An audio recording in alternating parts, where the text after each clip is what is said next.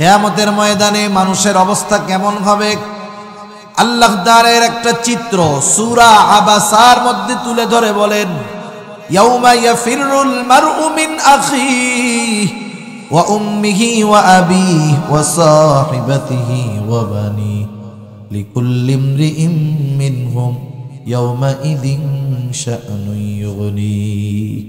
আল্লাহ তাআলা বলেন, কিয়ামতের দিন ভাই ভাইয়ের থেকে পলায়ন করবে, ওয়া উম্মিহি ওয়া আবিহি পিতামাতার থেকে পলায়ন করবে, ওয়া সাহিবাতিহি ওয়া বানিহি স্ত্রী সন্তানদের থেকে পলায়ন করবে। প্রত্যেকটা মানুষ নিজের চিন্তায় বিভোর থাকবে। হায়রে এমন কঠিন মুসিবতের দিন, সবাই চিন্তিত থাকবে। আমার আপনার নবীজিও চিন্তিত থাকবেন, তবে নিজের কারণে নয়, উম্মতের জন্য। নবীর পেরেশান তো নিজের জন্য নয়, উম্মতের জন্য। কেমন নবী! তাফসীরের মধ্যে আসছে, কিয়ামতের দিন যখন এক লোকের নেকি আর গুনাহ ওজন দেওয়া হবে, দেখা যাবে সমান সমান 50-50। একটা নেকি হলে সে জান্নাতে চলে যায়, কারণ মিজানের পাল্লা নেকির দিকে ভার হয়ে যায়। ও এবার বলবে, আল্লাহ আমাকে যদি একটু সুযোগ দেন, তাইলে হাসরের ময়দানে আমার বন্ধু বান্ধবের অভাব নেই। একটা নেকি যার কাছে চাইবো সেই দিয়া দিবে, অসুবিধা নাই। দুনিয়ায় যখন বিপদে পড়তাম, ওই লামাকাজি ব্রিজের কাছে বিপদে পড়ছি, বন্ধুকে ফোন দেওয়ার সাথে সাথে রাত 1টা নাই 2টা নাই, মোটর সাইকেল টান দিয়া চলে গেছে। ওই বন্ধু হাসরের ময়দানে আছে, একটা নেকি আমি পাওয়া যাব, আল্লাহ একটু সুযোগ দেন। আল্লাহ তাআলা বলবে, যাও। এইবার লোকটা খুঁজতে থাকবে, বন্ধুদের কাছে গিয়া ফিরবে, বন্ধুরা তাকে চেনে এই পরিচয়ও দিবে না। একে একে আত্মীয় স্বজন সবার কাছ থেকে ফিরবে, স্ত্রী সন্তানদের কাছেও পাবে না, বাবার কাছে যাবে, বাবার কাছেও পাবে না। সর্বশেষ চিন্তা করবে, দুনিয়ায় যখন সবার দরজা আমার জন্য বন্ধ, মায়ের দরজাটা খোলা থাকতো। আজকে এই কঠিন বিপদের সময় আমার মা হয়তো একটা নেকি দিয়ে আমার সাহায্য করতে পারে। লোকটা এবার মায়ের কাছে যাবে, গিয়া আগে বলবে, ও মা, আমি তো আপনার সেই কলিজার টুকরা সন্তান, যাকে আপনি 10 মাস গর্ভে ধারণ করেছেন মা। শুধু তাই না, 2 বছর নিঃস্বার্থভাবে আপনি আমাকে দুধ পান করাইছেন।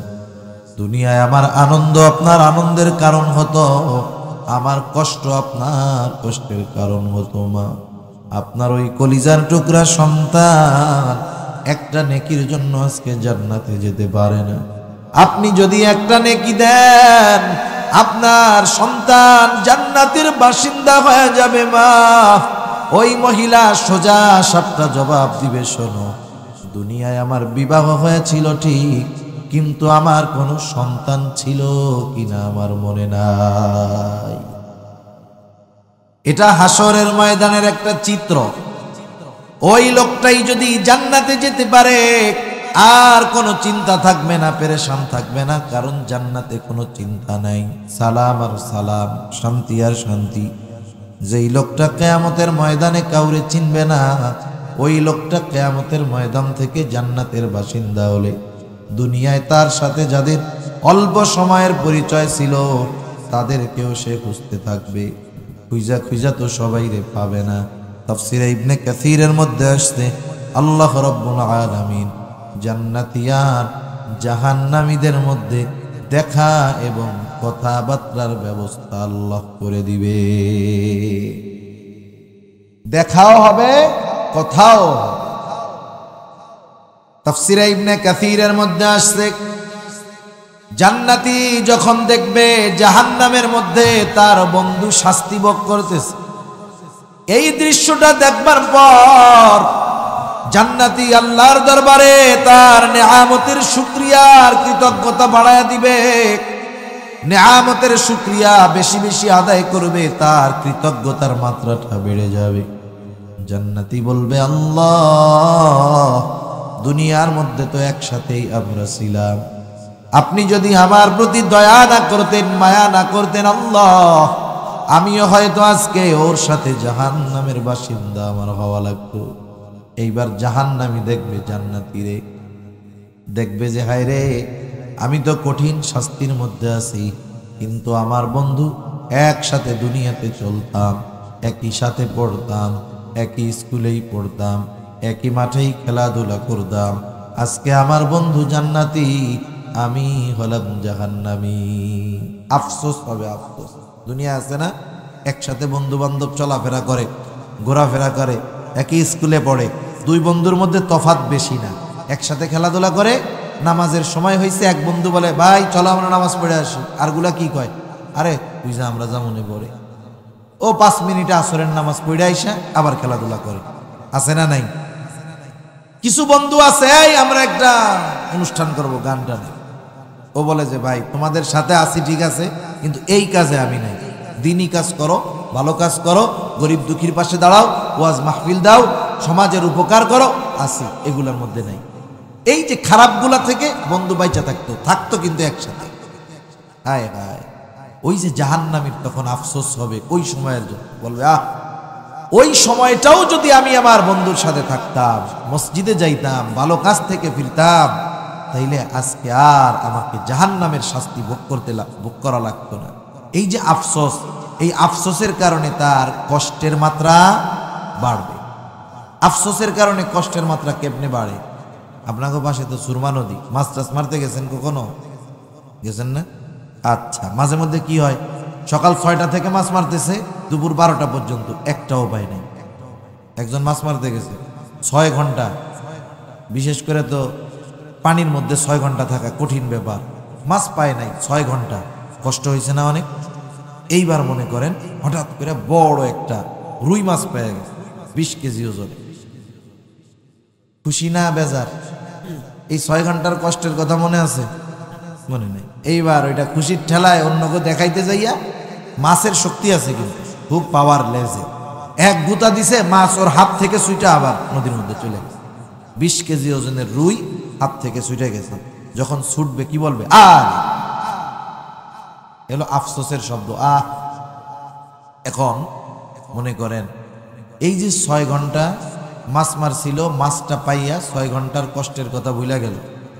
এখন বলেন তো, 1 মিনিটের একটা ঘটনা ঘটছে, মাছটা হাতে এসে আবার ছুটে গেছে, এই 1 মিনিটের কষ্ট বেশি না 6 ঘন্টার কষ্ট বেশি? 1 মিনিটের কষ্ট বেশি। কেন? আপনি ওই জায়গায় যখন যাবেন, যদি বয়স 15 বছর বয়সে এই ঘটনা ঘটে থাকে, 80 বছর বয়সে যদি নাতিরে নিয়ে হাঁটতে যান ওই জায়গায়, আপনি নাতির কাছে ওই গল্প শোনাইবেন যে হায় রে, একটুর লাইগা 20 কেজি ওজনের এক রুই হাত থেকে ছুটে গেছে। তার মানে 65 বছর পরেও এই যে আফসোস মনে পড়লেই আপনার কষ্ট লাগবে, আহ একটুর লাইগা মাছটা ছুটে গেছে, মনে থাকবে সারা জীবন। ওই যে জাহান্নামী, ও চিন্তা করবে আহ আরে, একটু সময় যদি ওর সাথে যাইতাম, তাইলে আমি আজকে জান্নাতে যাইতে পারতাম। ওই যে একটু সময়ের আফসোস, এটা তার কষ্টের অনুভবকে আরো বাড়ায় দিবে।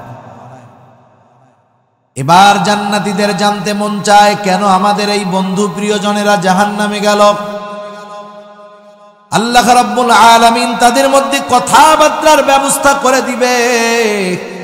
ফি জান্নাতিন ইয়াতাসাআলুনা আনিল মুজরিমিন মা সালাকাকুম ফি সাকর।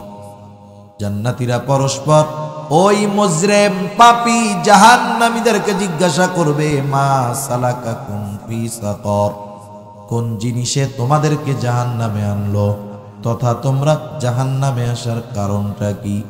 এইবার জাহান্নামীরা তাদের জাহান্নামে যাওয়ার 4টি কারণ উল্লেখ করবে। কয় কারণ? এই সূরার এই আয়াতগুলার আলোকে জাহান্নামীরা জাহান্নামে যাওয়ার 4টি কারণ আল্লাহ জানায় দিয়েছেন। প্রথম বিষয় হলো, যেই কারণে জাহান্নামীরা জাহান্নামে যাবে, বলেন তো ওইগুলো যদি আমাদের মধ্যে থাকে, আমরা রাখবো নাকি বাইর করে ফেলবো? একটু চিন্তা করে দেখেন, আমাদের কারো হাতে যদি কোনো রোগ হয়, মনে করেন হঠাৎ করে হাতে একটা ঘা হইছে, সারেই না, 2, 4, 6, 8 মাস 10 মাস যায় না, ডাক্তারের কাছে গেলেন, ডাক্তার বলল এখানে ইনফেকশন হয়ে জীবাণু হয়ে গেছে, ক্যান্সারের জীবাণু। এখন যদি চান বেঁচে থাকতে, সুস্থ থাকতে, তাইলে আঙ্গুল কেটে ফেলতে হবে। কি করবেন? রেখে দিবেন না কেটে ফেলবেন? আঙ্গুলের মায়া করবেন? মায়া করবেন না, কেটে ফেলবেন। কেন? জীবন বাঁচাইতে হবে আগে। আঙ্গুল যাই যাক, প্রয়োজনে বলবেন কি হাত কাইটা বললাম, তাও জানি জীবাণু না থাকে। আপনি জীবন বাঁচানোর জন্য এই হাত কত দামি, যার নাই তারে জিজ্ঞাসা করেন। একটা আঙ্গুল কত কাজে লাগে আছে, এখন টের পাওয়া যায়। অনেকের আঙ্গুল টাঙ্গুল ভাঙ্গা ব্যথা পাইয়া ফুইলা এরকম বান্ধা থাকে না, ওরে জিজ্ঞাসা করেন তোর তো আঙ্গুলটা আছে একটু অসুস্থ, ব্যান্ডেজ লাগানো, এই হাত দিয়ে কাম কাজ করতে পারো? খাইতে পারবেন না, কিছু করা যাবে না। প্রত্যেকটা অর্গানের দাম অনেক, অঙ্গ প্রত্যঙ্গের দাম অনেক। তা আপনি জীবন বাঁচানোর জন্য এই আঙ্গুল কাটতে দ্বিধাবোধ করবেন না, কোনো চিন্তা ভাবনা আপনি করবেন না, বরং গুরুত্ব সহকারে আপনি বলবেন আর একটু বেশি করে ধরেন, যাতে করে কোনো সংশয় না থাকে। তাহলে যেসব কারণে জাহান্নামে যেতে হবে, জাহান্নামে যাওয়ার জন্য ওই জাহান্নামে যাওয়ার কারণগুলো যদি থাকে, বর্জন করা যাবে না ইনশাআল্লাহ। আল্লাহ তৌফিক দান করুক, সকলে বলি আমিন। ঘুম আসতেছে আপনাদের? ঠান্ডা তো এলাকায় বেশি দেখতেছি। আমরা একটু তাকবীর দেই, নারায়ে তাকবীর। সামনের থেকে জোরে দেন, নারায়ে তাকবীর।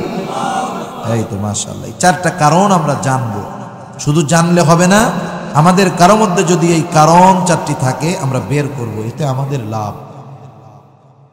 জাহান্নামীরা এবার তাদের জাহান্নামে যাওয়ার প্রথম কারণ বলবে ক্বালু লাম নাকু মিনাল মুসাল্লিন। জাহান্নামীরা এক নম্বরে বলবে আমরা মুসল্লি ছিলাম না। মুসল্লি কাকে কয়? সপ্তাহে একদিনই মসজিদ হাজিরা দিলে সে কি মুসল্লি নাকি? মুসল্লি তো আসলে সে যার অন্তর সর্বদা মসজিদের সাথে থাকে। আর যার অন্তর মসজিদের সাথে থাকে তার জন্য তো আরো খোঁজ খবরই নবী জানায় দেয়। নবীজি এক হাদিসের মধ্যে বলেন, কিয়ামতের দিন সূর্যটা একেবারে মানুষের নিকটে থাকবে। এখন সূর্য পৃথিবী থেকে দূরে হলো 9,30,00,000 মাইল দূরে। পৃথিবীর কেন্দ্র থেকে সূর্যের দূরত্ব হলো 9,30,00,000 মাইল। এই পৃথিবী চাইতে 17-13 লক্ষ গুণ বড় হলো সূর্য। বিজ্ঞান বলে সূর্যের শীতল দিকটা পৃথিবীবাসীর দিকে আলো দেয়। ওই আলোটা যখন দুনিয়ার মধ্যে আসে সরাসরি আসে না। সূর্যের আলোটা যদি দুনিয়ার মধ্যে সরাসরি আসতো তাহলে মানুষের দাগুলো ঝুলসে যেত, হাত পা পুইড়া শেষ হয়ে যেত। এমনি কৃষক যারা জমিনে কাজ করে দেখবেন তাদের এই সব জায়গায় কালো হয়ে যায়। সুন্দর মানুষ হইলেও রৌদ্রের কারণে কালো হয়ে যায়, রোদের মধ্যে থাকে। সূর্যের আলো দুনিয়ায় আসার আগে আল্লাহ তাআলা বায়বীয় স্তরের মধ্যে ছাকনি রাখছেন। ছাকনি আল্লাহ তাআলা কুদরতের ছাকনি দিচ্ছেন। ওই ছাকনি উপরে যখন সূর্যের আলো পড়ে, ওই সূর্যের আলোর যত ক্ষতিকারক জিনিসগুলো আছে থেকে যায়। উপকারী জিনিসটা দুনিয়ায় যখন আসে সূর্যের আলো তখন ভিটামিন ডি হয়ে যায়। সুবহানাল্লাহ। এখন বলেন, এখন তো শীতের সময় রৌদ্রের আলো খুব মজা লাগে, কিন্তু গরমের সময় পুরা গ্রীষ্মকালে সূর্য যখন পুরো দীপ্তভাবে আলো দেয়, খালি গায়ে বাইরে আসলে কেমন লাগে? গা পুড়ে যায় না? আরব দেশে কি হয়, আমাদের অনেকের আত্মীয় স্বজন আছে মিডিল ইস্টে প্রবাসে কাজ করে। কতজন ভিডিও ছাড়ে মাঝে মধ্যে। একজন দেখলাম একদিন গরমে দেখাইতেছে যে কি পরিমাণ কষ্ট করে তারা কাজ করে। বালুর উপরে রৌদ্র পড়ছে, বালু এত গরম হয়েছে, বালুর উপরে কড়াই দিছে, কড়াই গরম হয়ে গেছে, কড়াইয়ের উপরে তেল দিছে, তেল গরম হয়ে গেছে, ওর মধ্যে ডিম ভাইজা খাইতেছে। আগুনের দরকার নেই। তাইলে সূর্য 9,30,00,000 মাইল দূর, সরাসরি আলো আসে না, তাই হলো এই অবস্থা। আর কিয়ামতের দিন সূর্য একেবারে নিকটে থাকবে, সূর্যের সবচাইতে গরম দিকটা হাসরবাসীর দিকে থাকবে। সেই দিন কি অবস্থা হবে একটু চিন্তা করেন। নবীজি বলেন ওই সময় কোথাও কোনো ছায়া থাকবে না আল্লাহর আরশের ছায়া ছাড়া। নবীজি বলেন আল্লাহর আরশে 7 শ্রেণীর মানুষ স্থান পাবে। তার মধ্যে এক শ্রেণীর মানুষ হলো রাজুলুন কলবুহু মুআল্লাকুন বিল মসজিদ। ওই ব্যক্তি আরশের ছায়া স্থান পাবে যার অন্তর সর্বদা মসজিদের সাথে থাকতো। একটু কষ্ট করে জবান খুলে জবাব দিবেন। যার অন্তর মসজিদের সাথে সম্পৃক্ত, নামাজের সময় যখন হবে ওই লোকটা কি বসে থাকতে পারবে কিনা? পারবে না। ও নামাজে চলে যাবে, শত ব্যস্ততা ওর থাক, ওর ব্যবসা, ওর বাণিজ্য, ওর কৃষিকাজ, ওর মাছ ধরা, সিএনজি চালানো, কোনো কিছু ওকে ঠেকাতে পারবে না। ও চলে যাবে। এটা অরিজিনাল মুসল্লি। অরিজিনাল মুসল্লি হলে লাভ। আমরা মনে করি যে মানুষ মনে করে, অনেক মানুষ এরকম যে আল্লাহ তাআলার বিধিবিধান মানলে, হুকুম আহকাম মানলে শুধু মনে হয় আখিরাতের লাভ, দুনিয়ার কোনো লাভ নেই। যারা এটা ভাবে তারা বড় ভুলের মধ্যে আছে। বাস্তবতা হলো যে কেউ যদি শরীয়তের বিধিবিধান, হুকুম আহকাম পরিপূর্ণভাবে অনুসরণ করে, তার দুনিয়ায়ও লাভ, আখিরাতেও লাভ। দুনিয়ার লাভ আগে। এখন আসেন, প্রত্যেকটা ইবাদতের দুনিয়ার লাভ আমি আল্লাহর রহমতে আস্তে আস্তে অল্প বলতে পারবো, কিন্তু লম্বা সময় নয়। শুধুমাত্র নামাজ পড়লে দুনিয়ার লাভ। আল্লাহ তাআলা কোরআনুল কারীমের মধ্যে বলেন, দুনিয়ার লাভ কি আগে আমাকে বুঝতে হবে। আর একটা জিনিস আমাকে বুঝতে হবে। আপনাদেরকে একটা জিনিস জিজ্ঞাসা করি, আপনাদের কার কেমন ধারণা আমি জানি না, বলেন তো, দুনিয়ায় যারা নামাজ পড়ে না, বেনামাজি, তাদের নামাজ না পড়ার কারণ কি? কি মনে হয় আপনাদের? কোন কারণে পড়ে না? হ্যাঁ, শুধু অলসতা নয়, অলসতাও একটা কারণ, কিন্তু মূল কারণ হলো সম্পদ উপার্জন, জীবিকা উপার্জনের জন্য নামাজ পড়ে না। দোকানদার দোকানদারি করে, নামাজ পড়ে না। ব্যবসায়ী করে, নামাজ পড়ে না। কেন? সে তার কর্মটাকে প্রাধান্য দেয়, নামাজ পড়ে না। সিএনজিওয়ালা নামাজ পড়ে না। কেন? এই কাজকে প্রাধান্য দেয়। কৃষি কাজ করে, নামাজ পড়ে না, কাজকে প্রাধান্য দেয়। এক কথায় দুনিয়ার বড় একটা অংশ নামাজ না পড়ার অন্যতম কারণ হলো তার কাজ, তার কর্ম, তার পেশা, তার চাকরি, তার ব্যবসা। এখন এই কাজ, কর্ম, পেশা, চাকরি, ব্যবসা এগুলো কেন করে? করে কেন? আপনাদের বাড়ি চাকরিজীবী আছে না? চাকরি কেন করে? ভালো লাগে তাই? ওনারা যদি আপনি জীবন চলার জন্য সব খরচ দিতেন, চাকরি করতো, তাইলে মানুষ কাজ কর্ম যা করে সব রিজিকের জন্য করে। কিসের জন্য? ব্যবসায়ী ব্যবসা করে কেন? একটু জবাব দেন। কিসের জন্য? রিজিকের জন্য। সিএনজিওয়ালা সিএনজি চালায় কেন? মাঝি নৌকা চালায় কেন? চাকরিজীবী চাকরি করে কেন? রিজিকের জন্য। এখন জবান খুলে জবাব দিবেন, রিজিকের মালিক কে? এখন বলেন তো, রিজিকের মালিক আল্লাহ।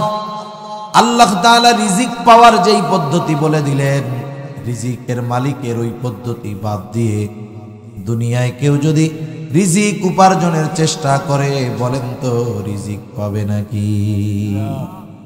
আমরা হয়তো মনে করি আমার চাকরি আমারে রিজিক দেয়, তা নয়। আমার ব্যবসা আমাকে রিজিক দেয়, তা নয়। আমার কৃষিকাজ আমাকে রিজিক দেয়, তা নয়। বরং আমাদের রিজিক যিনি দেন তিনি কে? সুতরাং রিজিকের মালিক রিজিক পাওয়ার যেই পদ্ধতি বলল, সেই পদ্ধতি যদি অবলম্বন করি, রিজিকের অভাব হবে না। আল্লাহ তাআলা বলেন, ওয়া'মুর আহলাকা বিস-সালাতি ওয়াসতাবির আলাইহা লা নাসআলুকা রিজকা। আল্লাহ তাআলা বলেন, তুমি তোমার অধীনস্থ যারা আছে তাদের নামাজের আদেশ করো, তুমিও তার উপরে অটল থাকো। তার মানে আল্লাহ তাআলা বলেন, নিজে নামাজি হও, ঘরের মানুষগুলাকেও নামাজি বানাও। একা নামাজি হলে হবে না, কারণ আল্লাহ তাআলার আদেশ হলো, ইয়া আইয়ুহাল্লাযীনা আমানু কু আনফুসাকুম ওয়া আহলিকুম নারা। আল্লাহ তাআলা বলেন, হে ঈমানদারেরা, নিজে জাহান্নামের আগুন থেকে বাঁচো, অধীনস্থদেরকেও বাঁচাও। ঈমানদার জাহান্নামের আগুন থেকে কেমনে বাঁচবে? ঈমান তো আছে, তাইলে নেক আমলের মাধ্যমে সে নিজেকে জাহান্নামের আগুন থেকে বাঁচাবে। একটু বুঝে শুনে জবাব দেন, বলেন তো ঈমানের পরে সর্বোত্তম নেক আমল কোনটা? আল্লাহ তাআলা সেই কথাই বলতেছেন, নামাজি হও। আর ওই নামাজি একা হলে হবে না, অধীনস্থ যারা আছে তাদেরকেও নামাজি বানাতে হবে। আমি একা নামাজ পড়ি, আমার সন্তান পড়ে না, আমার স্ত্রী কন্যা পড়ে না, আমার ভাই বোন পড়ে না, তারা সকলে আমার অধীনে আছে। আমি যদি মনে করি ওর কবরে ও যাবে, আমার কবরে আমি, মনে রাখতে হবে আমি পরিবারের অভিভাবক, নিজে নামাজ পড়লাম, অধীনস্থদেরকে নামাজি বানাইলাম না। কিয়ামতের দিন আল্লাহ না করুন আমার অধীনস্থ মানুষেরা যদি জাহান্নামী হয়, ওরা জাহান্নামে যাওয়ার আগে আমার জান্নাতে যাওয়া ঠেকায়া দিবে। ঠিক কিনা বলেন? যাই হোক, ওদের কারণে ধরা খায়া যাইতে হবে। এই জন্য আল্লাহ তাআলা জানায়া দিলেন, বান্দা নিজেও নামাজি হও, অধীনস্থদেরকেও নামাজি বানাও। আল্লাহ তাআলা বললেন, যদি মুসল্লি ঘরের মানুষ হয়, তুমি যদি মুসল্লি হও লাভ কি? আল্লাহ তাআলা বলেন, লা নাসআলুকা রিজকা, বান্দা আমি তো তোমার কাছে রিজিক চাই না, বরং তুমি আর তোমার ঘরের মানুষ যদি নামাজি হয়ে যাও, মুসল্লি হয়ে যাও, শুইনা রাখো, নাহনু নারযুকুকা, মুসল্লি হওয়ার কারণে আমি আল্লাহ তোমাদের রিজিক দিয়ে দিব। তাহলে যদি নামাজি হই, দুনিয়ায় রিজিকের জিম্মাদারি কার হাতে? আরো জোরে বলেন, কার হাতে? তাইলে বলেন, যারা রিজিক উপার্জন করতে গিয়ে নামাজ পড়ে না এরা বড় বোকা। সেই জন্য আমরা নামাজি হব, দুনিয়ায় রিজিক পাবো, আখিরাতে জাহান্নাম থেকে বাঁচতে পারবো। সেই জন্য জাহান্নামীরা বলল, আমরা মুসল্লি ছিলাম না, আর আমরা মুসল্লি হব। শুধু তাই না, যেই ব্যক্তি নামাজ প্রতিষ্ঠাকারী, নবীজি জানায় দেন সে দ্বীন প্রতিষ্ঠাকারী। আল্লাহর রাসূল সাল্লাল্লাহু আলাইহি ওয়াসাল্লাম বলেন, আসসালাতু ইমাদুদ্দিন, নামাজ হলো দ্বীনের স্তম্ভ। মান আকামাস সালাতা ফাকাদ আকামাদ্দীন, যে নামাজ কায়েম করলো সে দ্বীন প্রতিষ্ঠা করলো। ওয়া মান তারাকাস সালাহ ফাকাদ হাদামাদ্দীন, আর যে নামাজ ছেড়ে দিল সে দ্বীন ধ্বংস করলো। একটু চিন্তা করেন, মুসল্লি দ্বীন প্রতিষ্ঠাকারী আর বেনামাজি দ্বীন ধ্বংসকারী। তাহলে জাহান্নামে যাওয়ার কারণ চারটি এই আয়াতগুলোর আলোকে। এক নাম্বার, জাহান্নামীরা বলল, লাম নাকু মিনাল মুসাল্লিন, আমরা মুসল্লি ছিলাম না, আমরা মুসল্লি হব। আমরা কি হব? জোরে বলেন, কি হব? মুসল্লি হব। দুনিয়ার শত ব্যস্ততা থাক, 5 ওয়াক্ত নামাজ পড়তে কয় ঘন্টা লাগে? সোয়া 1 ঘন্টা, সোয়া 1 ঘন্টা, 1 ঘন্টা 15 মিনিট। একটানা লাগে নাকি 5 ভাগে লাগে? হায় হায়, ফেসবুকে ঢুকছো যুবক, 3 ঘন্টা শেষ, টেরি পাও না। রাতের বেলা আনলিমিটেড ইন্টারনেট কিনে মোবাইল টিপতেছো, তুমি টের পাও কখন জানো? 12টায় শুরু করছো, 11টায় মোবাইল টিপা শুরু করছো, চার্জে লাগাইয়া, চলতেছে চলতেছে, টেরও পায় না। আনলিমিটেড এমবি তো 6 ঘন্টার, টের পায় না। টের পায় কখন? ফজরের আজান হয় যখন। এবার মোবাইল রাখে, এতক্ষণ চোখে ঘুম নাই। এবার শয়তান কয়, হ্যাঁ এতক্ষণ তুই শয়তানি করছস, এখন আমার আমল শুরু, ঠ্যাং টেপা শুরু করে। কি ঘুম যে আসে আজানের সময়, ঠিক কিনা বলেন? সেজন্য মোবাইলের মধ্যে ঢুকলে ঘন্টার পর ঘন্টা শেষ। মুরব্বী বাবাদের মধ্যে অনেকে আছে নামাজ পড়ে না, চায়ের দোকানে গেলে ঘন্টার পর ঘন্টা শেষ। অনেকে কয় নামাজ পড়তে কষ্ট হয়, মাজা ব্যথায়। 90 মিনিট বসে ফুটবল খেলা দেখছো, মাজা ব্যথায় নাই? ওই সময় মেরুদণ্ড সোজা হয়ে গেছে। হায় হায়, আজকে রুকু করার সুযোগ আছে, সিজদা করার সুযোগ আছে, করতেছি না। একদিন করতে মন চাইবে, কিন্তু করতে পারবো না। সেজন্য অনুরোধ, 1.5 ঘন্টা সময় 5 ভাগে লাগে, মাত্র 5 ভাগে 1 ঘন্টা সময়। এতটুকু যদি আমরা মসজিদে না যাইতে পারি, কেমন করে অনন্তকালের জান্নাতে যাব? কারণ নবীজি জানায় দিয়েছেন, নামাজ হলো বেহেশতের চাবি। সেজন্য আমাদের নিজের থেকে নিজে ওয়াদা করব। হাত উসাইয়া ওয়াদা করা কোনো লাভ নেই, নিজের থেকে নিজে পরিবর্তন না হয়। কারণ এইখানে কথা শোনার পরে আবেগ একরকম থাকে, এখান থেকে রাস্তায় গেলে আর এক রকম হয়। এজন্য নিজের বিবেকের কাছে নিজে প্রশ্ন করব যে হায় হায়, জান্নাতে তো যাইতে চাই, কিন্তু জান্নাতে যাওয়ার যেই কাজ সেটা যদি একটু না করি, দৈনিক 101 ঘন্টা 5 ভাগে যদি মসজিদে একটু সময় না দেই তাহলে জান্নাতে কেমনে যাব? নিজের কাছে নিজে প্রশ্ন ছুড়বেন, রাতে শুয়ে একা একা চিন্তা করবেন। আশা করি জীবনে পরিবর্তন হবে। যাই হোক, আমরা মুসল্লি হব, জাহান্নামীরা মুসল্লি ছিল না। 2 নাম্বার, জাহান্নামীরা বলবে ওয়ালাম নাকুনু তুইমুল মিসকিন, আমরা মিসকিনদেরকে খানা দিতাম না। খানা খাওয়ানো সাধারণভাবে ফজিলতের কাজ। নবীজি সাল্লাল্লাহু আলাইহি ওয়াসাল্লামের কাছে একজন আসলো, এসে প্রশ্ন করতেছে, ইয়া রাসূলুল্লাহ আইয়ুল ইসলামি খাইর, ইসলামের মধ্যে সর্বোত্তম কাজ কোনটা? নবীজি বললেন, তুতঈমুত তাআম ওয়া তাকরাউস সালাম আলা মান আরাফতা ওয়া মান লাম তারিফ, তুমি মানুষকে খানা খাওয়াও আর পরিচিত অপরিচিত সবাইকে বেশি বেশি সালাম দাও। নবীজি প্রথমে বললেন খানা খাওয়াও, কোনো স্তর বিন্যাস নবীজি করেন নাই, এমনটা বলেন নাই মিসকিনরে খাওয়াও, গরিবরে খাওয়াও, ক্ষুধার্তরে খাওয়াও, অসহায়রে খাওয়াও, এমনটা বলেন নাই। বরং নবীজি বললেন খানা খাওয়াও, ধনী হোক গরিব হোক, পরিচিত হোক অপরিচিত হোক, সচ্ছল হোক অসচ্ছল হোক, দেশি হোক বিদেশি হোক, মুমিন হোক অথবা কাফের হোক, যদি আল্লাহর সন্তুষ্টির জন্য কেউ খানা খাওয়ায়, বলেন তো এই খানা খাওয়ানোর দ্বারা লাভ আছে না নাই? খানা খাওয়াবো আল্লাহর জন্য। বিবাহে দাওয়াত দিছেন আত্মীয় স্বজনরে, খানা খাওয়াবেন না? কার জন্য? গিফট দিলে নেন তো নাকি? নেয় না? গিফট গিফট দেয় না? টেবিল নিয়ে খাওয়ানোর পরে বইয়া থাকে না? এগুলো কি? এ খানা খাওয়ানোর মধ্যে কোনো ফজিলত নেই। এ খানা খাওয়ানোর মধ্যে কোনো ফজিলত নেই। খানা খাওয়াইতে হবে কার জন্য? এই তো সেজন্য বিবাহের কার্ডে লেখা দিবেন যে কোনো উপহার সামগ্রী নেওয়া। এখন যারা চিন্তা করতেছে, তো এক কঠিন সিস্টেম, দাওয়াত দেই এক কার্ডে, আইসা 10 জন খাইয়া যায়, টাকা দেয় 1000, ব্যবসায় লস। নতুন বুদ্ধি করছে, এখন কার্ডের মধ্যে কি লেখে অনেক জায়গায় জানেন? Only for one person. Only for মানে এক কার্ডে কয়জনের জন্য? এখন সিলেট চট্টগ্রাম এই জায়গায় তো কমিউনিটি সেন্টারে বিবাহ হয় বেশি, কার্ড জমা দেয় আর ভিতরে ঢুকে। একটা কার্ড দিলে একজন ঢুকতে পারে, আর গেটে পরিচিত পাবলিক রাখে না। চেহারা চিনে ফেললে সমস্যা, তো লজ্জার বিষয় না? অপরিচিত একটারে রাখে, যে চিনে না কে, কার্ড দিছেন ঢুকেন, কার্ড নাই দাঁড়ান, শেষ।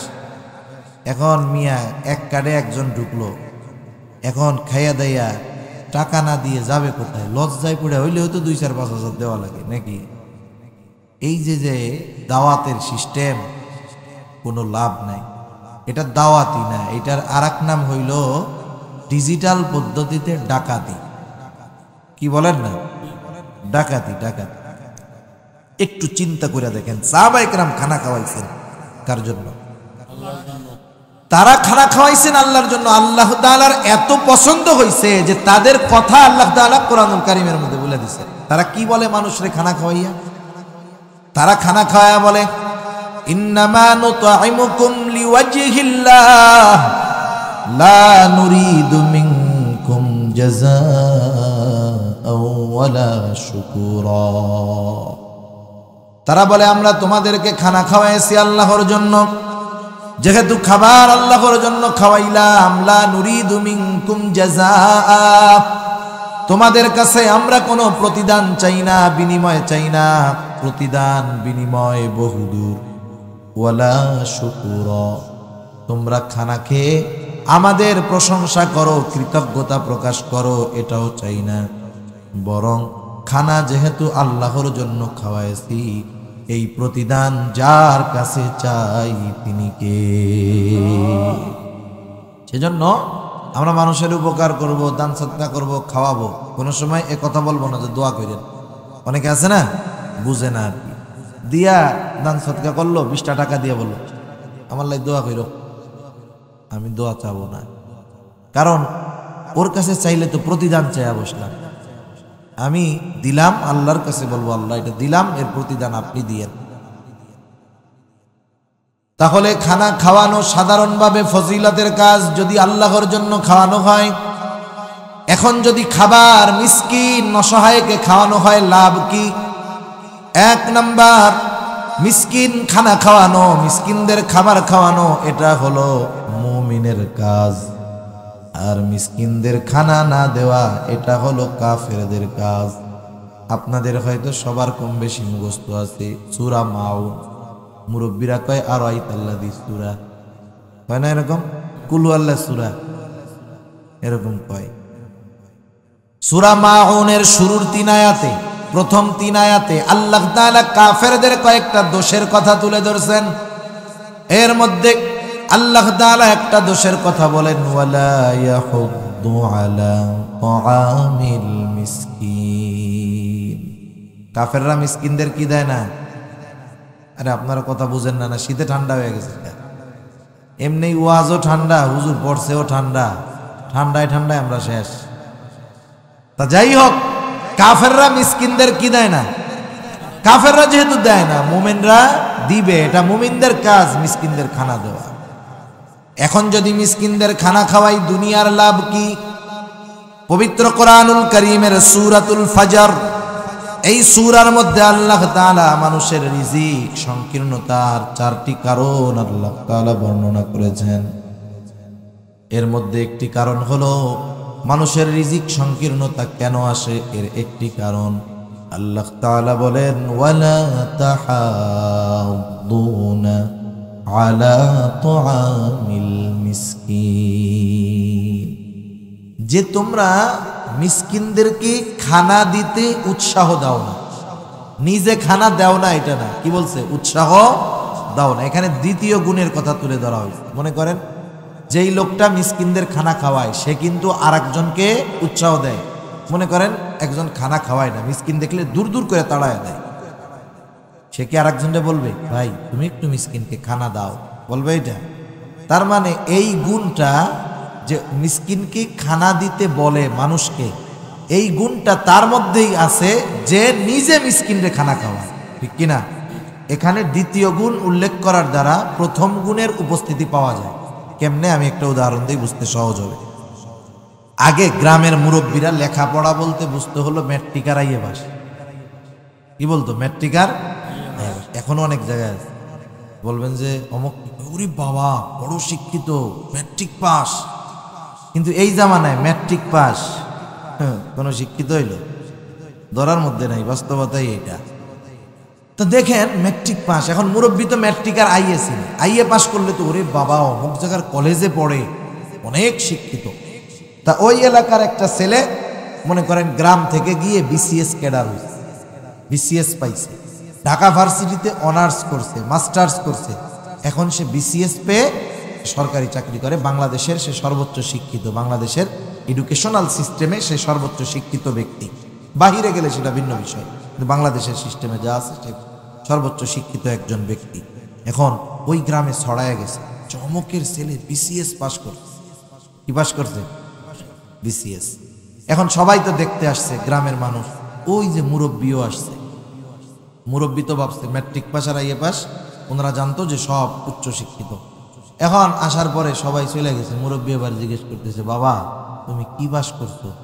বলতেছে, চাচা আমি ঢাকা ভার্সিটি থেকে অনার্স করছি, মাস্টার্স করছি, আপনাদের দোয়ায় আমি বিসিএস কমপ্লিট করে এখন একটা সরকারি চাকরি করি। হ্যাঁ শুনলাম বাবা তুমি অনেক শিক্ষিত, তা তুমি কি ম্যাট্রিক পাস করছিলা বাবা? এখন বলেন তো, ম্যাট্রিক পাস যদি না করতে পারে সে কি আর আগাইতে পারবে? তার মানে আমাকে বুঝতে হবে, যিনি মাস্টার্স পাস করছেন, উনি অনার্স করছেন, উনি ইন্টার করছেন, উনি এইচএসসি কমপ্লিট করছেন, উনি জেএসসিও কমপ্লিট করছেন, নাইলে উনি মাস্টার্স ভর্তি হওয়ার যোগ্যতাই তার হতো। তার মানে পরের গুণ বলার দ্বারা আগের গুলো তার মধ্যে আছে এটা পাওয়া যায়। আল্লাহ তাআলা বলতেছেন যে তোমরা এর দ্বারা উদ্দেশ্যটা কি? দ্বিতীয় গুণ বলছেন, দ্বিতীয় দোষ যে তোমরা উৎসাহ দাও না, এর দ্বারা উদ্দেশ্য হলো নিজেরাও তো খাওয়াও না মিসকিনদের, আর একজনরেও উৎসাহ দাও না। এজন্য আমরা নিজেরাও খাওয়াবো, অপরকে উৎসাহ দিব। নিজের কাছে এখন নাই, বন্ধুকে বলবো যে তুমি ওরে খাওয়াই দাও। বাজারে গেছি, পকেটে টাকা অনেক সময় নাও থাকতে পারে, পাশে বন্ধু আছে, বললাম যে ভাই দে 10টা টাকা খাওয়াই দে না, কি হয়েছে? ও খাওয়াই দিল, আপনি শুধু উৎসাহ দিলেন, লাভ কি? ও 10 টাকা দিয়ে খাওয়াইয়া যেই সওয়াব, আপনি শুধু উৎসাহ দিয়েই সেই সওয়াব। সুবহানাল্লাহ। তাহলে যারা মিসকিনদের খানা দেয়, সাথে সাথে অপরকেও উৎসাহ প্রদান করে খানা খাওয়াইতে, আল্লাহ তাআলা দুনিয়ার মধ্যে তাদের রিজিকের মধ্যে প্রশস্ততা দেয়। আর যারা মিসকিনদের খানা দেয় না, আল্লাহ তাআলা তাদের রিজিককে সংকীর্ণ করে দেয়। সর্বোপরি কথা, মিসকিনদেরকে যদি কেউ খানা না দেয়, আখেরাতে এটা তার জাহান্নামে যাওয়ার কারণ হতে পারে। সেজন্য আমরা মিসকিনদের খানা খাওয়াবো। এখন আসেন, যদি মিসকিন আমার প্রতিবেশী হয়, মিসকিন আমার প্রতিবেশী, আমার সামর্থ্য আছে, আমি ভালো মন্দ খাইতে পারি পেট ভইরা, সাধারণভাবে মিসকিনদের খানা খাওয়ানো ভালো কাজ, নেকের কাজ। কিন্তু প্রতিবেশী যদি মিসকিন হয়, এটা শুধু ভালো কাজ না, এই কাজটা তখন ঈমান সম্পৃক্ত বিষয় হয়ে দাঁড়ায়। কারণ হাদিসের মধ্যে আসছে, রাসূলুল্লাহ সাল্লাল্লাহু আলাইহি ওয়াসাল্লাম বলেন, লাইসাল মুমিন আল্লাযী ইয়াশবাউ, ওই ব্যক্তি মুমিন নয় যে নিজে পেট পুরে আহার করে আর তার প্রতিবেশী অভুক্ত থাকে, সে মুমিন নয়। এই জন্য আমার আপনার প্রতিবেশী যখন অভুক্ত থাকবে, অভাবী দরিদ্র যদি থাকে, আল্লাহ তাআলা আমাকে আপনাকে সামর্থ্য দিয়েছে, আমি মাঝে মধ্যে তারও একটু খবর নিব, কি খাইতেছে, কেমনে চলতেছে। এই জন্য নবীজি এক হাদিসের মধ্যে বলেন, তোমরা যখন তরকারি রান্না করবা, ঝোল বাড়ায় দিবা, একটু পানি বেশি করে দিয়ে দিবা। কেন দিবা? যাতে করে তুমি তোমার প্রতিবেশীর খোঁজ খবর নিতে পারো। এজন্য অভাবী দরিদ্র প্রতিবেশী যদি থাকে, আমরা তাদের প্রতি বিশেষভাবে খেয়াল রাখবো, ইনশাআল্লাহ। রাখা যাবে না? ইনশাআল্লাহ। 3 নাম্বার কারণ জাহান্নামীরা জাহান্নামে যাওয়ার, ওয়াকুন্না নাখুযু মাআল খায়িদিন, জাহান্নামীরা বলবে আমরা অনর্থক মজলিসে লিপ্তদের সাথে সময় ব্যয় করতাম, আমরা ওই অনর্থক মজলিস যারা করতো তাদের সাথে বসতাম, গল্প গুজব করতাম, সময় কাটাইতাম। প্রত্যেকটা চায়ের দোকান এক একটা অনর্থক মজলিসের আখড়া, আড্ডা আছে আপনাদের এদিকে। যেই চার দোকানে টেলিভিশন নাই, ওর ব্যবসার লালবাতি। ও যদি সকালে 1 কেতলি গরম করে, সিলেটের মানুষ কত চা খায় মাশাআল্লাহ, কিন্তু ওর দোকানে তো টিভি নাই, হুজুর মানুষ, ওর 1 কেতলি চা বিকাল পর্যন্ত শেষ হবে না। আর যে দোকানে টিভি আছে, হায় হায়, ওর পানি গরমটা শেষ হওয়ার আগে আর একটা ঠান্ডা হওয়ার আগে আর 1 কেতলি শেষ। ঠিক কিনা বলেন? আবার কত জায়গায় মুরব্বীরা, আমাদের অঞ্চলে কিছু মুরব্বী আছে, ওই দোকানে বসে বসে টিভি দেখে। মানে উনি তো শুরুর জামানায় 40 বছর কারেন্ট ছিল না, টিভি টুভি দেখতে পারে নাই। এই বুড়াকালে আইসা বিগত জীবনের কাজা সহ আদায় করতেছে টিভি দেখা। একবারে 4 দোকানে 3 ঠ্যাং এক জায়গায় দিয়ে, 3 পা এক জায়গা দিয়ে, বুঝেন? মুরব্বীরা বসে দেখবেন এরকম, মাথা এরকম ঢুকাই দেয়, 2 হাঁটু আর মাথা এক জায়গায়, মনে হয় পা কয়টা, মাথা কয়টা, 3টা, 3 মাথা এক জায়গা দিয়ে টেলিভিশন দেখতেছে। এখন টিভি দেখতে দেখতে চোখের পাওয়ার গেছে কমে। আগে যত ক্লিয়ার দেখতো, এখন তেমন আর দেখে না। এবার দোকানদারে কয়, তোর দোকানে আর আসা যাবে না রে। কেন? কি, তোর টিভিটা ছোট হয়ে গেছে। অমুকের দোকানে বড় টিভি, বিশাল বড় একটা লাগাবি, দেখানো যায় না। আরে বুঝিস না, ওই যে বিশ্বকাপ ফুটবলের সময় পোলাপান বড় বড় টিভি লাগাই দেখছে না, ওরকম একটা দিবি যাতে দেখতে আমাকে সুবিধা হয়। হায় হায়, এই যে চায়ের দোকানের মজলিস, এগুলো জাহান্নামে যাওয়ার কারণ। কারণ চার দোকান হলো এমন এক জায়গা, ওই জায়গায় পৃথিবীর সব বুদ্ধিজীবীরা থাকে। যুদ্ধ হইতেছে ইউক্রেন আর রাশিয়া, দেখবেন এই জায়গার থেকে বুদ্ধি আসবে। একজন বলবে চা খাবে আর বিড়ি টানবে, সিগারেট টানবে, আর বলবে আরে পুতিন যে কি কাজটা করতেছে, এই কাজটা করলেই তো 3 দিনে যুদ্ধ শেষ। আর একজন বলবে আরে আমি ইউক্রেনের পক্ষে, ইউক্রেনের জেলেনস্কি যুদ্ধ বোঝে না, আমারে যদি দায়িত্বটা দিত 3 দিনের মধ্যে শেষ। 4 দোকানে বইয়া ইউক্রেনের যুদ্ধ বন্ধ করে দিতেছে আল্লাহর বান্দা। বলেন, এই যুদ্ধ বন্ধবন্দি করায় দুনিয়ার কোনো লাভ আছে? আখেরাতের কোনো লাভ আছে? এজন্য বুজুর্গানে দিন বলেন, তোমরা এমন কোনো মজলিসে বসবা না যেখানে না দুনিয়ার উপকার আছে না পরকালের উপকার আছে। বরং এই সমস্ত চায়ের দোকানগুলোর মধ্যে গীবতের মজলিস, এ ওর দোষ বলে, এ ওরে খারাপ বলে। এখন বলেন, গীবত করে আবার গর্বের সাথে কইছি ওর মধ্যে তো ওই দোষ আছে, এর লেগেই তো কইছি, মিথ্যা কথা কইছি। আরে আছে বইলাই তো গিবত হইছে, না থাকলে তো অপবাদ হইত, ঠিক না? গিবত কত জঘন্য। আমি আপনি দোষ চর্চা করতেছি, একজনের অনুপস্থিতিতে তার দোষ চর্চা করতেছি। এক হাদিসের মধ্যে আসছে, আল গীবাতু আসাদ্দু মিনাজ জিনা, গীবত জিনার চাইতেও জঘন্য। আর আল্লাহ তাআলা কি বলেন?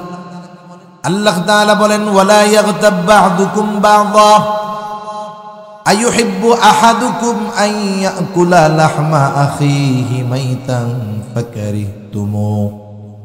আল্লাহ তাআলা বলেন, তোমরা পরস্পর পরস্পরের গীবত করো না।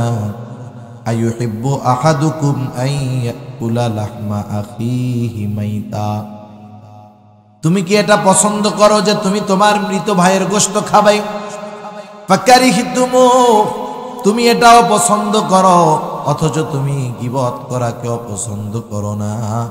কারণ গীবত করা এটা কেমন যেন মৃত ভাইয়ের গোশত খাওয়া। এ জঘন্য পাপ থেকে আমাদের বাঁচতে হবে। আর যদি দোষটা তার মধ্যে না থাকে তাইলে তো অপবাদ। শরীয়তের আইন যদি দেশে থাকতো, চাবুকের বাড়ি খাওয়া লাগতো, একবারে সাইজ হয়ে যাওয়া লাগতো। এখন দেখেন, এই মজলিসগুলা থেকে আমাদের বাঁচার দরকার। তাহলে কি আমরা চা পান খাইতে যাব না? আপনি যাবেন, চা খাওয়া শেষ চলে আসবে, পান কেনা শেষ চলে আসে। আমরা যদি আমাদের বাজারগুলাকে বাথরুমের মতো মনে করতাম, টয়লেটের মতো, তাইলে অনেক জবানের গোনা, কানের গোনা থেকে আমরা বাঁচতে পারতাম। কারণ বাজারে এই ধরনের গোনা বেশি হয়, এটাই বাস্তবতা। সেজন্য আমরা বাজারে যাব টয়লেটের মতো, প্রয়োজন শেষ আমরা চলে আসবো, প্রয়োজন শেষ চলে আসবো, প্রয়োজন না হলে যাব না। কারণ ওইখানে গোনার মজমা আছে। আর মুরব্বীদের বলবো, অনেক মুরব্বী আছে চার দোকানে সময় কাটায় বুড়াকাল। এখন দুই পোলা বড় হয়ে গেছে, বিদেশে থাকে বা শহরে ব্যবসা করে, ওনার তো আর কাম কাজ নেই, চার দোকানে বসে থাকেন কেন? আমার টাইম কাটে না। কি কাটে না? টাইম কাটে না, সময় কাটে না, টাইম পাস করি, অথচ নামাজ পড়তে যায় না। আছে না নাই? আচ্ছা, ওই লোকরে যদি বলা হয়, আজকে তাবলিগ জামাতের ইজতেমা হয়েছে, ওই যে চিল্লা হয়, এক চিল্লা, দুই চিল্লা, তিন চিল্লা, তা আপনার এত টাইম ব্যস্ত আছেন, এক কাজ করেন, যান আপনি 3 চিল্লা দিয়ে আসেন গিয়া। আপনি যদি ওনার এই কথা কন, উনি তখন কি বলবে জানেন? আরে মিয়া, আমার যে কি ব্যস্ততা, আমার ব্যস্ততার মতো ব্যস্ততা যদি শেখ হাসিনার হইতো, ওনারও মাথা খারাপ হয়ে যেত। একটু আগে চার দোকানে বসে থাকে কেন? টাইম কাটায়। এখন যেই আপনি ভালো কাজের কথা বলবেন, যে কোনো কাজের কথা বলবেন, দেখবেন ওনার মতো ব্যস্ত আর কেউ নাই। এই যে সময় চলে যাচ্ছে, আপনি আনন্দে কাটাচ্ছেন, টাইম উপভোগ করতেছেন। বলেন তো, একটা মোমবাতিতে আগুন লাগানোর পরে মোমবাতি কি কমে না বাড়ে? জ্বলতে জ্বলতে এক সময় মোমবাতি শেষ। হায়াতটা ওই রকম। যখন রূহ আমার আপনার মধ্যে ঢুকায় দেওয়া হয়েছে, এই শুধু মাইনাস হইতেছে, মাইনাস এক সময় শেষ হয়ে যাবে, মালাকুল মউত চলে আসবে, মরণ হয়ে যাবে। এজন্য দুনিয়ার সবচাইতে বড় সুযোগ, অন্যতম নেয়ামত আমাদের সময়। নাগতানিমুল ফুরসাহ, এক হাদিসের মধ্যে আসছে, তোমরা অবসরকে গনিমত, নেয়ামত মনে করো। এখন অবসর, আপনি কোরআন পড়তে পারেন না, সারা জীবন ব্যস্ততায় একটা খতম দিতে পারেন নাই, আপনি একটা খতম কোরআন তিলাওয়াত করেন। সারা জীবন কি নামাজ পড়লাম না পড়লাম, সহি শুদ্ধ হইল কিনা, ইমাম সাহেবের কাছে গিয়ে বসেন, শুনেন, সময় দেন, তাহলে কি হবে? আপনার সময়গুলো কাজে লাগবে। আর যদি শিক্ষা নেওয়ার ইচ্ছা থাকে যে আমি ইমাম সাহেবের কাছ থেকে বেসিক দিনগুলো শিখবো, অনেক কিছুই তো জানি না, তাহলে আপনি তো তালিবুল ইলম হয়ে গেলেন। এই অবস্থায় যদি মালাকুল মউত চইলাও আসে, দিন শিখতে শিখতে মারা যাওয়া গেল, এর চাইতে সৌভাগ্যের আর কিছু হইতে পারে না। এজন্য আমরা অনর্থক মজলিসগুলা থেকে বাঁচবো। যুবক ভাই যারা আছি, আমরা অনর্থক মজলিসে সময় দিব না। ফেসবুকে যেই টাইমটা আমরা কাটাই, অনর্থক সময়গুলো আমরা কাটাই। আপনি কি মনে করেন, আপনি যার পোস্ট দেখার জন্য বসে থাকেন, কমেন্টস করেন একের পর এক, ওই সেলিব্রিটি আপনার কমেন্টসে লাইক দেওয়ার তো টাইম আছে? যুবকরা বুঝবে। আপনি নিজে সেলিব্রিটি হন, আপনি চিন্তা করেন যে আমি একজন দ্বীনের প্রখ্যাত দায়ী হব, আমি আমার ফেসবুকটাকে দাওয়াতের কাজে ব্যবহার করব। আমি যখন একটা দ্বীনি অ্যাডভাইস মানুষকে দিব, একটা দিনই কথা বলবো, লক্ষ লক্ষ মানুষ শুনবে, আমল করবে। আপনি সেই ব্যক্তি হন। আপনি কেন দিনভর খালি এরকম তসবির দানা টিবেন? ওই তসবি টিবা কাম হইব? আসল তসবি টিবেন, কাজ লাগবে। তাহলে জাহান্নামীরা তাদের জাহান্নামে যাওয়ার তৃতীয় কারণ, ওয়াকুন্না নাখুদু মাল খাইদিন, আমরা অনর্থক মজলিসে যারা লিপ্ত থাকতো তাদের সাথে সময় দিতাম। 4 নম্বর, ওয়াকুন্না নুকাযযিবু বিয়াউমিদ্দিন, আমরা কিয়ামতের দিবসকে অস্বীকার করতাম। কিয়ামতের দিবস যারা অস্বীকার করবে নিঃসন্দেহে অনন্তকাল তারা জাহান্নামী। প্রথম 3টা ত্রুটি যদি তার মধ্যে থাকে, ঠিকমতো নামাজ পড়ে নাই, মিসকিনদের খানা দেয় নাই, অনর্থক মজলিসে বসছে, ঈমান নিয়ে যদি মরতে পারে শাস্তি ভোগ করে একটা সময় হয়তো জান্নাতে যাবে। কিন্তু কিয়ামত যে অস্বীকার করবে সে যে বেঈমান কোনো সন্দেহ নাই। কারণ ঈমানের ভিত্তি হলো 6টা, হাদিসের মধ্যে আসছে। আমরা ছোটবেলা মক্তবে পড়েছি, আমানতু বিল্লাহি ওয়া মালাইকাতিহি ওয়া কুতুবিহি ওয়া রুসুলিহি ওয়াল ইয়াউমিল আখিরি ওয়াল কদরি খাইরিহি ওয়া শাররিহি মিনাল্লাহি তাআলা ওয়াল বা'সি বা'দাল মাউত। যারা মক্তবে গেছেন বা পড়ছেন জানেন তো এগুলো 7টা কালিমা। এখানে 5 নম্বরটা হলো ওয়াল ইয়াউমিল আখির, আর 7 নম্বরটা হলো ওয়াল বা'সি বা'দাল মাউত। এই 2টা হলো 2 in 1, একের মধ্যে 2, এই হিসাবে হয়ে গেল 6টা। হাদিসে এই আলোকে ঈমানের ভিত্তি এসেছে 6টা। ওয়াল ইয়াউমিল আখির, কোনটা আখিরাত? এক কথায় মৃত্যু থেকে নিয়ে এরপরে যা আছে সব আখিরাতের অন্তর্ভুক্ত। কেউ যদি ওই মৃত্যুর পর থেকে নিয়ে কোনো একটা বিষয়কে অস্বীকার করে আখিরাতের সাথে সম্পৃক্ত, তাহলে তার ঈমানের 12টা বেজে যাবে। সেজন্য আমরা আখিরাতের প্রতি দৃঢ় বিশ্বাস রাখব। কারণ আখিরাতের প্রতি যার যত বিশ্বাস গাঢ়, দুনিয়ায় তার কর্ম তত ভালো। সে যদি চিন্তা করে একা একা যে আমার কর্মের হিসাব আল্লাহর কাছে দিতে হবে, আমার হাতটা কিয়ামতে আমার বিরুদ্ধে কথা বলবে রে, আমার এই চোখ দিয়ে দেখতেছি গান, নাটক, সিনেমা, এরা কিয়ামতের দিন আল্লাহর কাছে বইলা দিবে রে, এই ফিল, এই অনুভূতি, এই চিন্তা, আখিরাতের ভয় আমাদেরকে গুনার থেকে বাঁচাবে। ঠিক কিনা বলে? নাহলে কি হবে? না হলে ওরা তখন বলবে এভাবে চলতেছে জীবন, এভাবে চলতেছে জীবন, হাত্তা আতানাল ইয়াকিন, দৃঢ় সত্যর আগমন ঘটলো। তার মানে মৃত্যুর আগমন ঘটলো, মৃত্যু আসলো, আমি তওবা করতে পারলাম না। যেই মানুষগুলা পাপী অবস্থায় মারা যাবে, তওবা করে নাই, বেঈমান, এরা মৃত্যুর পরে আফসোস করে। এরা মৃত্যুর পরে কি করে? এদের আফসোস আল্লাহ তাআলা দেখেন, জানেন, এজন্য আমাদেরকে জানাইছেন। আমরা কিন্তু জানি না, দেখি না। কি বলে তারা? আল্লাহ তাআলা বলেন, وَأَنفِقُوا مِمَّا رَزَقْنَاكُم مِّن قَبْلِ أَن يَأْتِيَ أَحَدَكُمُ الْمَوْتُ।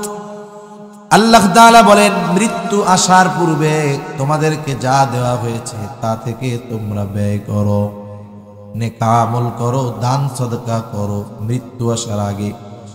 যেই মানুষগুলা ভালো কাজ করলো না, দান সদকা করলো না, নেকের কাজ করলো না, মারা গেল, এবার তারা আফসোস করবে আর বলবে, ফায়াকুলা রব্বি লাউলা আখরতানি ইলা আজালিন করিব, ও আমার রব, আমাদেরকে একটু অবকাশ দেন, আবার একটু দুনিয়ায় যাওয়ার সুযোগ দেন। লাউলা আখরতানি ইলা আজালিন করিব, আমাদেরকে যদি কিছু সময়ের জন্য যদি আবার দুনিয়ায় যাওয়ার সুযোগ দেওয়া হতো, আসাদদাকা ওয়া আকুম মিনাস সালিহিন, আমরা দান সাদকা করতাম, এত বেশি নেক আমল করতাম যে আমরা সৎ কর্মশীলদের অন্তর্ভুক্ত হয়ে যেতাম। সেজন্য মৃত্যুর পরে আফসোস করা যাবে, কিন্তু কামব্যাক করার সুযোগ আছে, ফিরে আসার সুযোগ নাই। সেজন্য ভাই মুরব্বীরা আছেন, বাবার বয়সী লোক আছেন, আমার সমবয়সী আছেন, ছোট ভাইরা আছেন, অনুরোধ করে বলবো, জীবনের গতিপথ আমরা পরিবর্তন করি। আমাদের পথ হবে জান্নাতের পথ। ওই কর্মগুলো ত্যাগ করি যেই কর্মগুলো আমার জাহান্নামে যাওয়ার কারণ হবে। তাহলে জীবন সুন্দর হবে, আমল সুন্দর হবে, অনন্তকালের জান্নাতের বাসিন্দা হওয়া যাবে। আল্লাহ তাআলা আমাদের সবাইকে যে কথাগুলো হলো কথা অনুযায়ী আমল করার তৌফিক দান করুন। সকলে বলি আমিন, আরো জবান খুলে বলি আমিন। ওয়া আখিরু দাওয়ানা আনিল হামদুলিল্লাহি রাব্বিল আলামিন। আসসালামু আলাইকুম ওয়া রাহমাতুল্লাহি ওয়া বারাকাতুহু।